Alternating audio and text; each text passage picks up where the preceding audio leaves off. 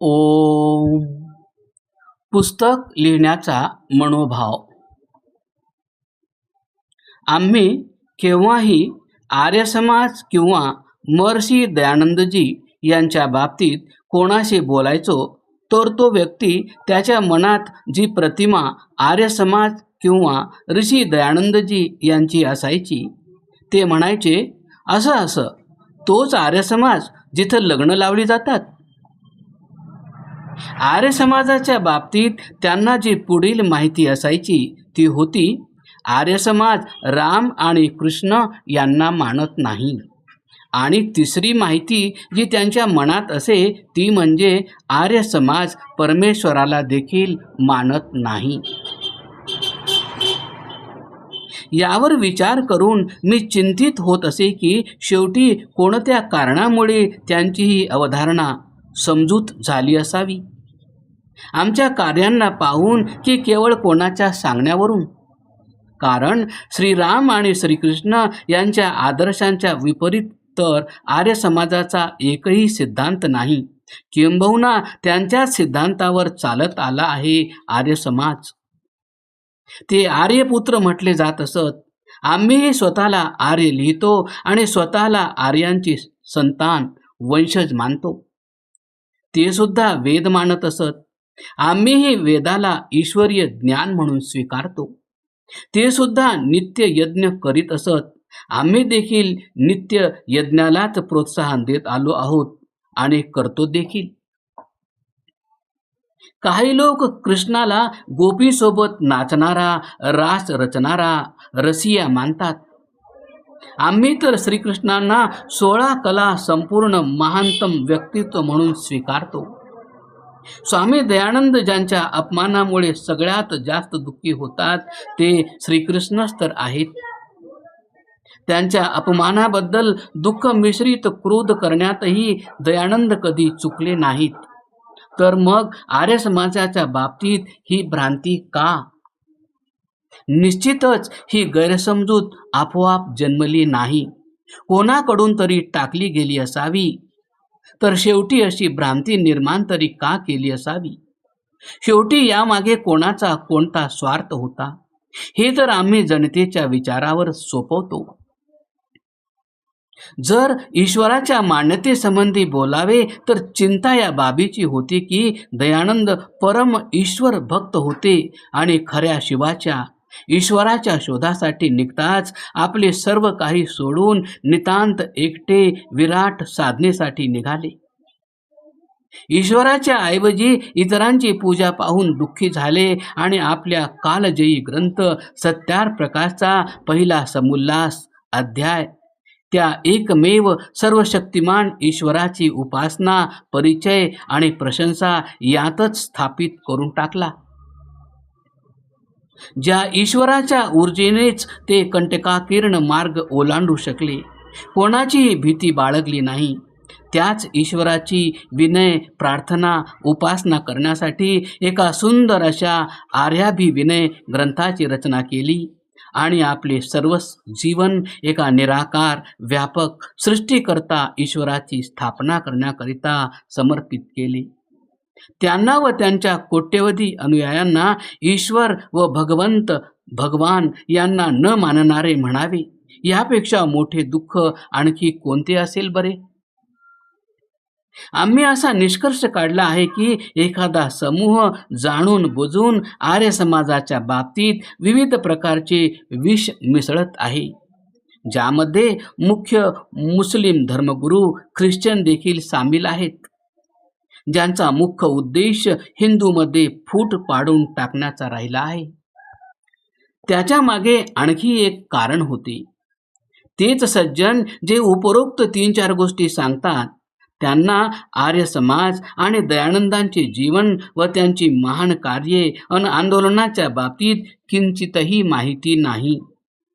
याचा अर्थ स्पष्ट होतो की कदाचित हा एखाद्या मोठ्या षडयंत्राचा परिणाम असावा. जर त्यांना चांगल्या व महान कार्याची ही माहिती असती आणि आर्य समाजाच्या काही गोष्टीबाबत त्यांची असहमती असली तरी अडचण नव्हती, परंतु येथे तर सर्वच्या सर्वच उलटे करून ठेवलेले होते.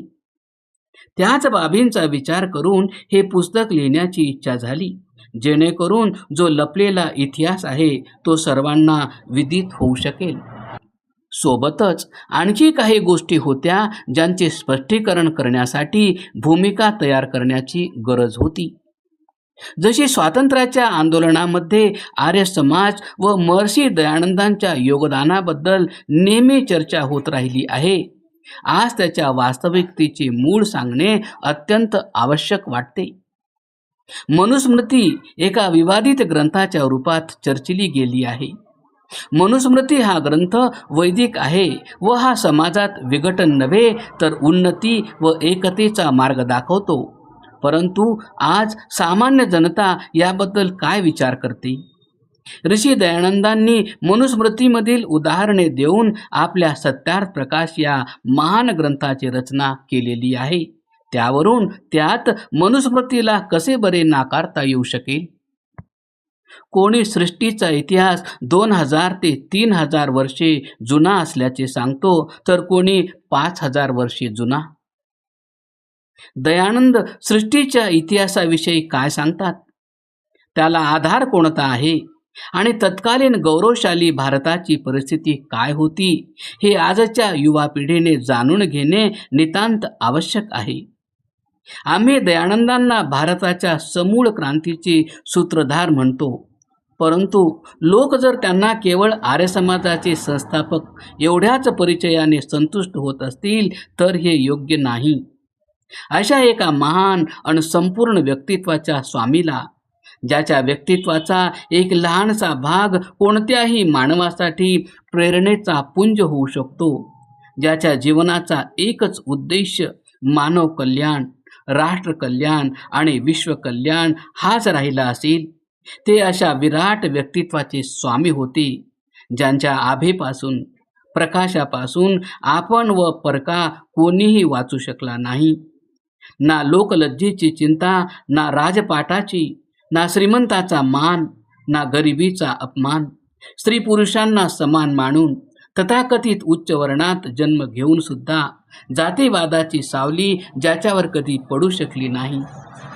स्वाभिमानाने भरलेला निरभिमानी, सरस्वतीची विशालता सामावून घेतलेला, विष पिऊन, दगडांचा मार खाऊन, विटांचे वार सहन करून नेहमी सत्याच्या मार्गावर चालणाऱ्याला देखील आज आम्ही जाणू शकलो नाहीत, तर असे वाटेल की कोठेतरी आम्हीच दोषी आहोत.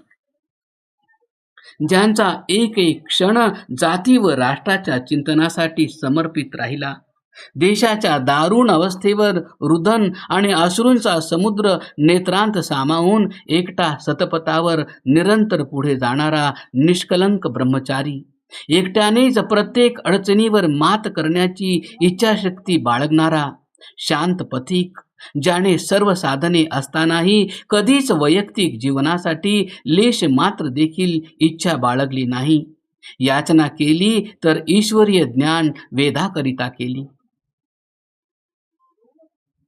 गवतावर झोपला, जमिनीवर झोपला, मिळाले ते खाल्ले. गंगेच्या वाळूला अंथरूण बनवून एक वीट डोक्याशी एक पायाखाली, हेच होते घर ज्याचे. त्याने मागितले तर अनाथाच्या रक्षणासाठी मागितले, मागितले तर दुर्बळासाठी मागितले, मागितले तर राष्ट्रासाठी मागितले, मागितले तर मानव जातीच्या उन्नतीसाठी मागितले. अशा महान व्यक्तित्वाला हृदय नमन करू इच्छिणार नाही तर काय इच्छिल? इच्छा होती की अशा विराट व्यक्तित्वाच्या स्वामीला या जगातील प्रत्येक मुलाने, व्यक्तीने जाणावे, ज्यायोगे तो देखील दयानंदाच्या सहस्रो विशेषतामधून एखादी आपल्या जीवनात धारण करून धन्य होऊ शकेल. काट्याकुट्यांनी भरलेल्या पथावर सत्याच्या शोधाकरिता पत्त्याविना हजारो मैलांची यात्रा करणाऱ्या, कोणाकडून काय मिळेल हे माहीत नसताना सत्य जाणण्याच्या इच्छेने प्रतिक्षण शिकणाऱ्या, कोणत्या ग्रंथातून काय हाती लागेल हे माहीत नसतानाही निरंतर वाचणारा, उद्या जेवण कुठे मिळेल, मिळेल की नाही, उद्या कुठे राहू, कुठे राहण्यासाठी जागा तरी देईल की नाही, याचा विचार न करता बेधडक केवळ सत्य गोष्ट निर्लेप भावनेने सांगण्याची अद्भुत क्षमता बाळगणाऱ्या 6 फूट 9 इंच उंचीच्या आकर्षक स्वामीच्या महान व्यक्तित्वामध्ये काय कमालीचे आकर्षण होते. काय त्यांचे जीवन जाणून घेण्याचा अधिकार आजच्या युवा पिढीला नाही. जर असेल तर तिला सांगेल कोण. हेच विचार हे पुस्तक लिहिण्यामागे राहिले. या पुस्तकात प्राचीन आर्यावर्ताचा देखणा वैभव काळ, का भारताला विश्वगुरु आणि सोन्याची चिमणी म्हटले जात असे, आणि पुन्हा याच्या निरंतर पतनाची कारणे आणि पतन काळातील परिस्थिती, त्याबरोबरच ऋषी दयानंदांच्या आगमनाच्या वेळी आमची निर्माण झालेली परिस्थिती आणि ऋषी दयानंदांचे चिंतन व त्यांच्याद्वारे आणि त्यांनी स्थापन केलेल्या आर्य समाजाद्वारे करण्यात आलेल्या परिवर्तन क्रांतीच्या कार्याचे वर्णन क्रमाक्रमाने करण्याचा प्रयत्न केलेला आहे. कदाचित हे प्रयत्न भावी पिढीला आपल्या गौरव काळ व वैभव काळाची आठवण करून देऊ शकतील आणि आम्ही ते परत प्राप्त करण्याची इच्छा ठेवू शकू.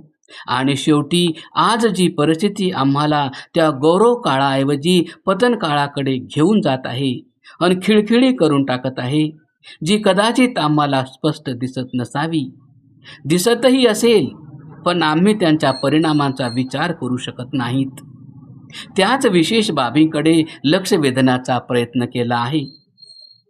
जर आम्ही या समस्या काळजीपूर्वक समजू शकलो तर कदाचित आम्ही त्यांच्या समाधानाकरिता आणखीन सखोल लक्ष देऊ शकू. महर्षी दयानंद सरस्वतीजींची 200वी जयंती आणि त्यांची महान कृती आर्य समाजाची 150वी जयंती आम्हाला परत भारताला विश्वगुरु बनविण्यासाठी कार्य करावयास प्रेरित करू शकावी, अशी परमपिता परमात्म्याला प्रार्थना आहे. विनय आर्य, महामंत्री, दिल्ली आर्य प्रतिनिधी सभा, नवी दिल्ली.